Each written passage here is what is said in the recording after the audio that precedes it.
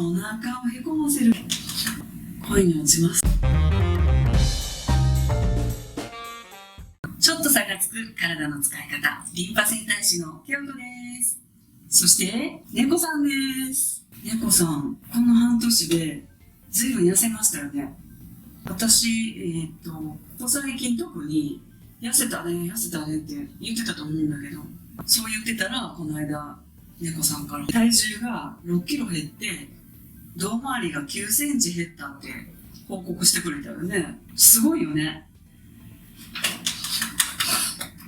すごい結果です、それは。で、聞きたいんだけど、こんなすごい結果を得るにあたってこの半年間で何があったんですかっていうことを解明していきたいと思います。だってみんな体重を減らしたいとかウエスト周り減らしたいとか本当に思ってる人多いから、この半年でどういうことやったらそういう結果が得られたのかっていうことを報告してもらえたらきっと喜ぶ方多いと思います。それでは発表していただきましょう。まず猫さんのライフワーク、この半年でいろいろ変わってきたっていうことがあったから、その前からちょっと見ていきましょう。去年の11月、一人暮らしで仕事が忙しくてほぼ休みなしで、プライベートはバンド活動、飲み会が多かった。よく飲んでたよね。ストレスは悩む暇がないくらい忙しかったからそんなに感じてなかったんだよね。で、食事は不規則だけどなんか意識してダイエットサプリは飲んでた。でも食べたいもの食べてました。で、朝は飲むヨーグルトにパン、コーヒーで、お昼がカップ麺、おにぎり。これちょっとありがちだよね。朝はなんかヨーグルトとでいいのかなっていう気はするけど、カップ麺とおにぎりって多分すごいありがち。みんななんかそんな感じに食べてるような気がします。時間がないから決められた時間の中で急いで食べてまた仕事に向かってっていうことをしようと思うとどうしても軽食になりがちだし、栄養素的にバランス考えるの難しいですよね。で、夜はまた食べたいもの、鍋、そっか、寒い時期に入ってるからお鍋が良かったんだよね。で、嗜好品はビールを500から1リットル、それと焼酎を4割1杯。まあまあ多いね。で、たまにスイーツ。かわいい。で、飲み会の翌日の炭酸飲料ってこれはなぜ？喉が渇く。アルコールを飲むと喉が渇きますね。喉が渇くから炭酸飲料っていうのはそうかもしれないけど、ここでお水じゃなくて炭酸飲料、それはなんででしょう？シュワーなるほどね。さっぱりしたいってことかな。それと、運動ですね。これは以前から腕立て腹筋は毎日ぐらいやってた。すごいね。ここでちょっとまた一つ質問です。なぜ腕立て腹筋をしていたのでしょうか？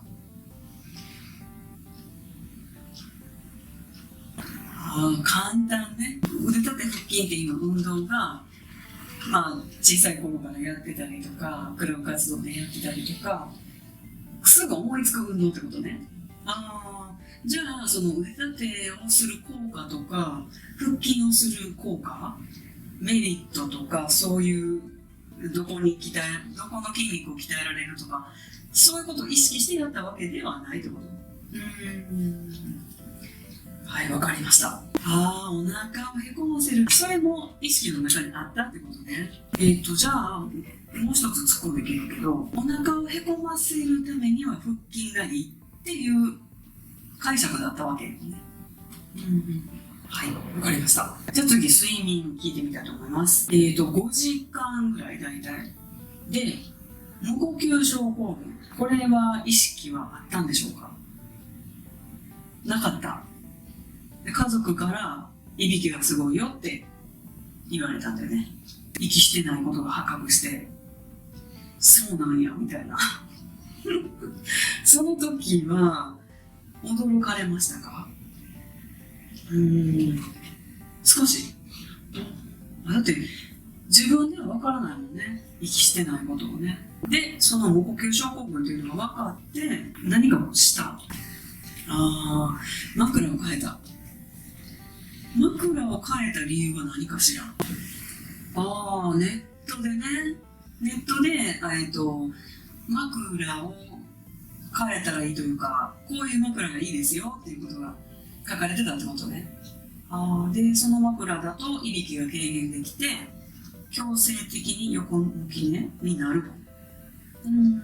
確かにそうです。無呼吸症候群とかいびきがすごい人は横向き寝がいいんですけれども、じゃあなぜ横向き寝がいいのかっていうと、いびきとかその無呼吸症候群の人っていうのは、まず一つ考えられることは鼻です。鼻が良くないこと。これはもう耳鼻咽喉科さんで継続的な治療をする必要があるんですけど、2つ理由があります。そのうち1つは筋力が衰えている。この喉周りの筋力が衰えていて塞がれるんですね。下の奥の筋肉がだらんとなった状態で喉を塞いじゃう。気道の確保がうまくできなくていびきとか無呼吸症候群ということになります。それともう一つはその圧迫するという意味ではちょっと似てるんですけれども、肥満ですね。脂肪が多いとその分お肉が多くなるので気道の確保がしにくくなります。で、枕を変えたってことですね。でその枕を変えて良くなった、改善された気がする。それから入浴方法ですね。これはずっとシャワー浴だった。ちなみにこのシャワー浴何年ぐらい続けてましたか？4年ぐらいね。シャワー浴で、時々湯船に浸かるっていう感じ。美容の部分ですけど、これはボディクリームとオールインワンゲルクリーム。で体と顔と使い分けてって感じ。すごい。これはずっとやってたんだね。メンタル、体調は特に何か感じるってことはなかったわけね。はい。じゃあ、引き続きその後どうなったのかっていうことを推移を見ていきましょう。いろんなイベントがありましたね。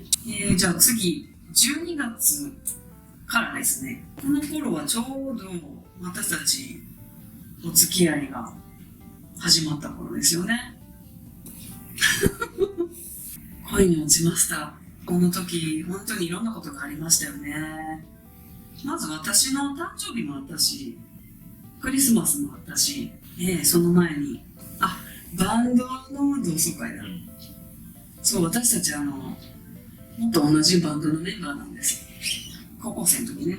ちなみにベーシスト、ボーカリストです。プライベートのところバンド活動と彼女ありなしとありますが、何があったんでしょう。捨てられました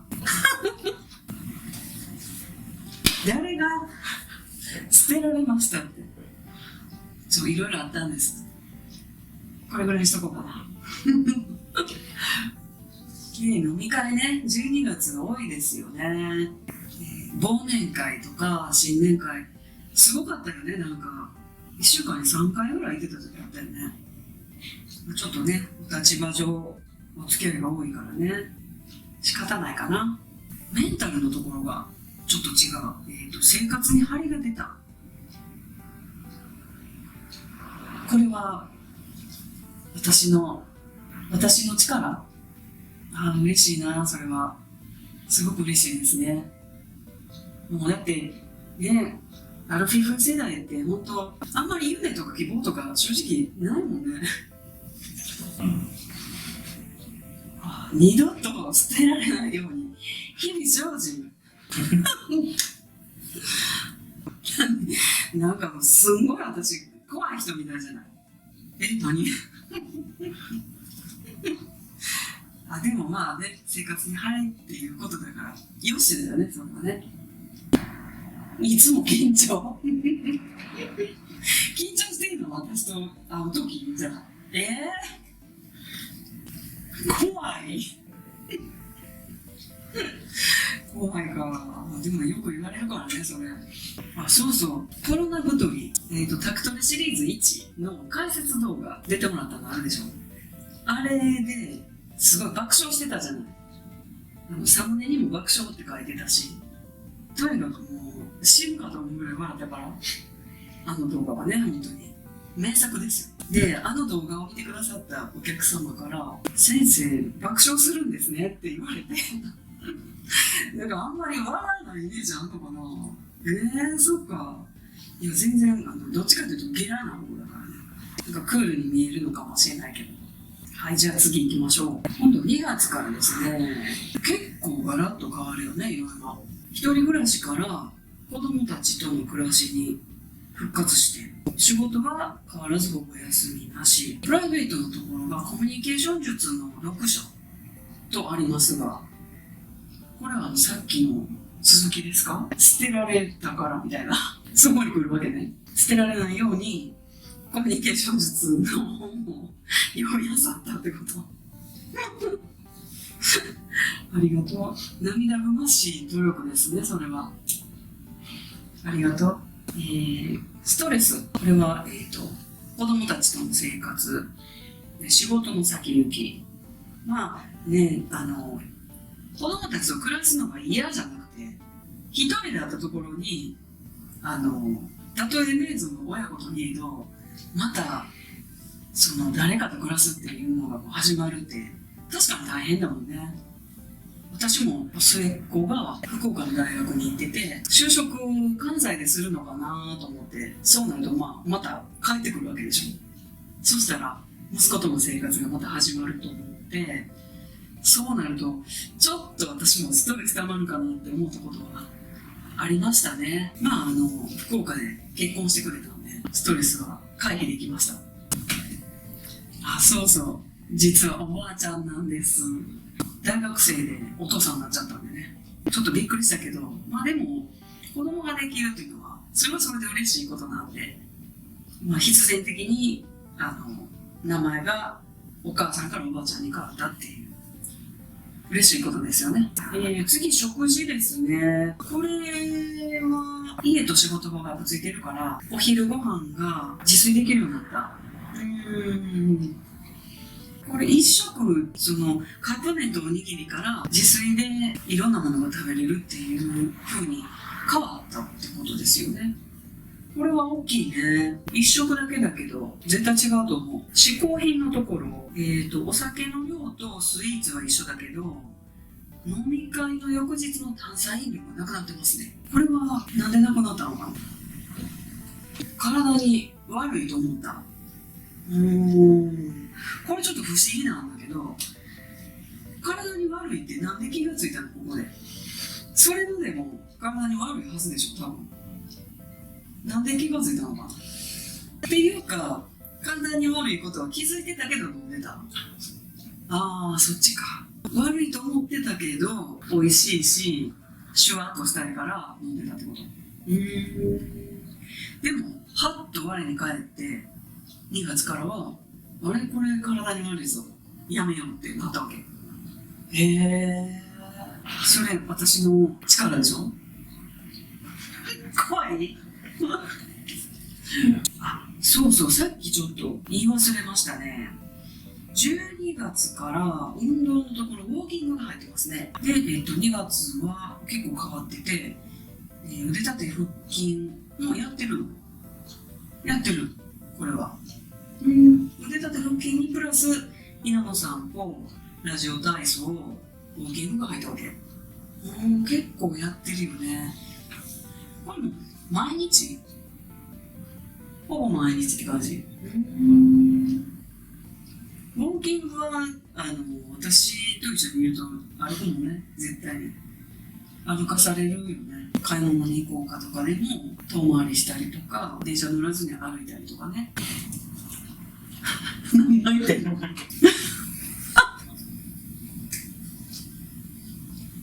はい、次です。美容のところですね。でも割と気使ってたもんね。美容、食事、服装に気遣い始める。これは12月で、2月はさらにデオドラントに気をつけている。これ体臭ってことですか？加齢臭ってこと？加齢臭ね。何してんの？やめて。匂う？大丈夫？いい匂い。言わしてるね。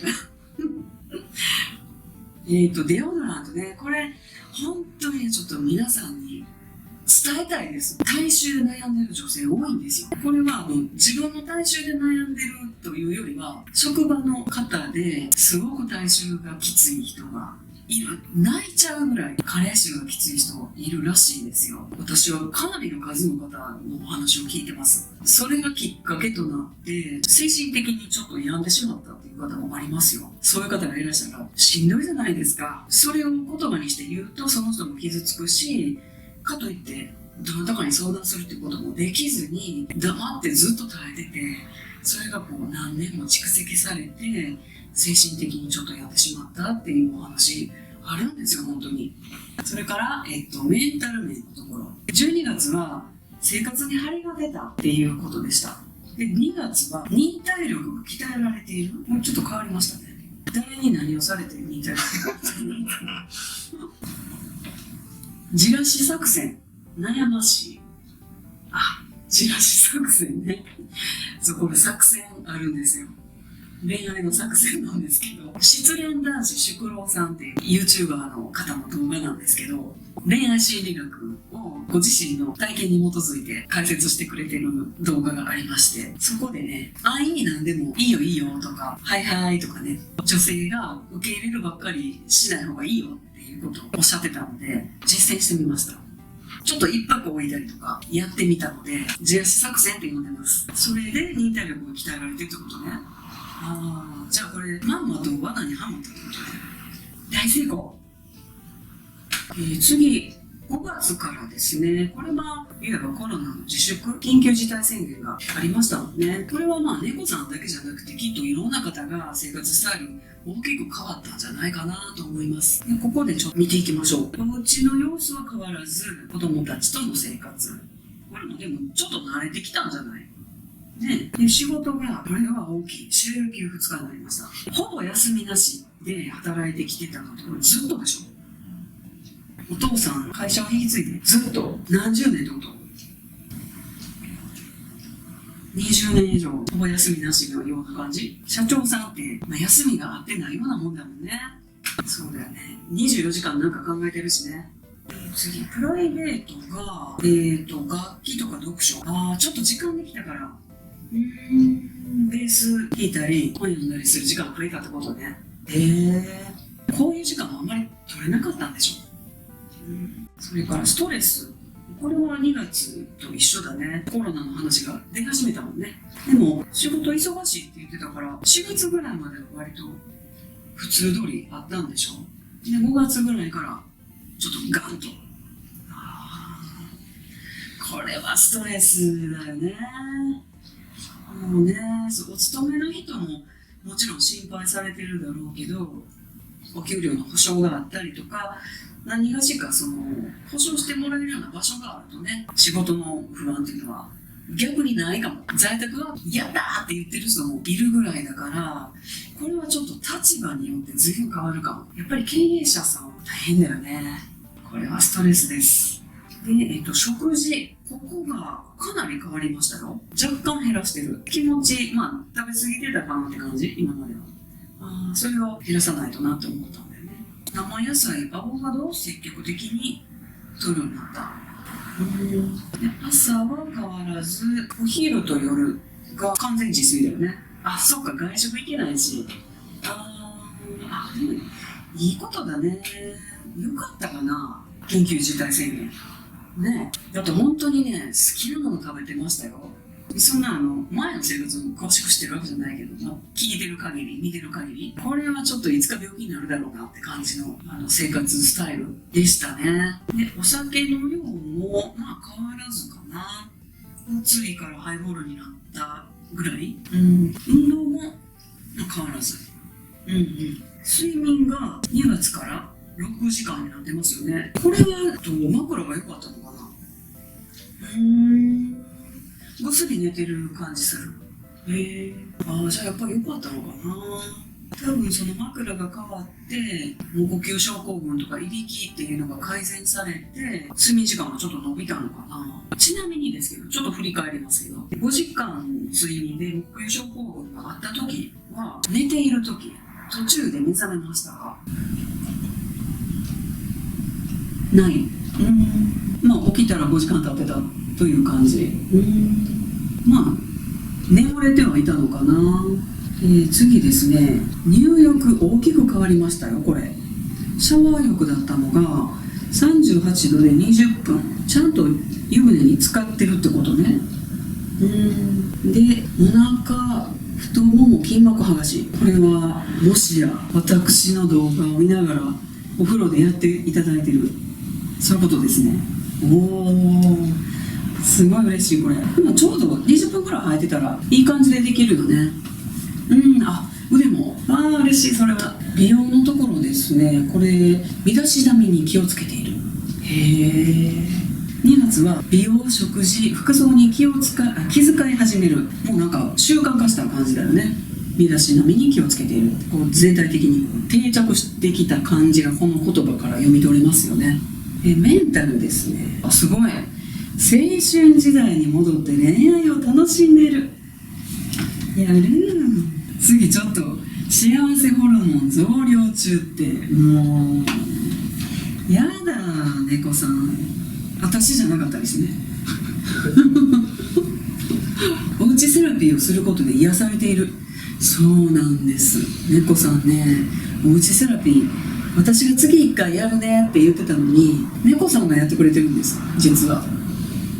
ね、やってもらったからお返しにするわってことでやってもらったんですけど、すごい上手でね、本当に初めてと思えないぐらい本当に上手で、そのうちセラピーをした後に自分が癒されるわって言ってくれて、これね、本当にセラピストの究極の領域なんですよ。施術ってやってもらうことももちろんリフレッシュしたり、体が変わったり、体調が良くなったりして本当にいいことなんですけど、自分がやることで癒しをもらえたり、施術を受ける時とはもうまた全然違う快感があるんですよね。だからやめられないんです。次、体調です。そう、ここで本題の体重が6キロ減って胴回りが9センチ減った。自分で測ったの。1年ごとの定期検診、素晴らしい。ちゃんと行ってるんだ。行ってるっていうか、経営者だからやる方がね、皆さんに行きなさいよっていう方だよね。それで体重とかもじゃあ普段は測らないよね。じゃあちょっとびっくりしたんじゃない？自分で6キロ減ってるって大きい。いやほんとすごいよ、6キロは。胴回り9センチもすごいです。これってもしかしてさ、やっぱ私の力、動画のパワーだよね。怖いから。何怖いって、もう今日3回ぐらい出てるの、怖いからって。かけるさん、もういいっす、そんな。この体重6キロ減、胴回り9センチ減、猫さんに痩せたって言い始めたのって多分この3ヶ月ぐらい、2、3ヶ月だよね。だと思う、私の記憶では。で、ちょっと遡ってみると、2、3ヶ月前ってことは、その辺からこうぐぐっとこう減ってきたってことでしょ。この表で見てみると、2月から徐々になんかこう変化があったじゃない。それが定着してきたのが4月頃ってことかな。5月から入浴しながらお腹と太ももの筋膜剥がし、これやっぱり効いてるよね、きっと。食事もね、絶対自炊が増えてるから、これも大きいと思う。やっぱ入浴大きいかな、そんな気しますね。それと週休2日になった、これも大きくない？その休みを取るっていうことが大きいっていうのももちろんあるんだけど、時間があることでライフスタイルを見直すっていうことがきっとできたのかなとも思いますね。その時間もだってなかったんだもんね、今まで。猫さんの会社のことだから私がとやかく言えることではないんだけど、仕事が忙しくなっても週休2日は続けたい。そりゃそうだよね。週休2日にしても回るような仕事になればいいってことだもんね。そういう仕組みが作れたらいいですよね。余暇はやっぱり必要だから良かったですね。あ、今のダジャレじゃないよ。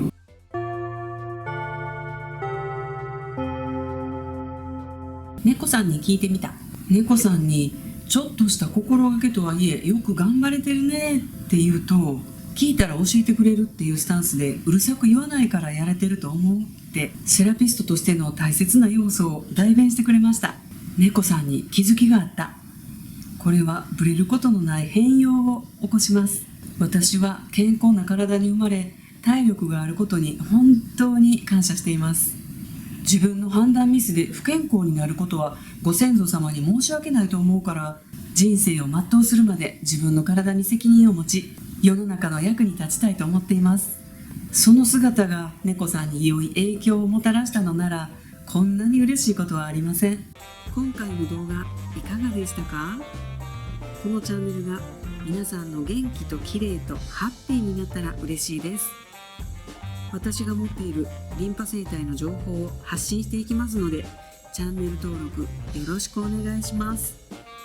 動画への高評価もお待ちしています。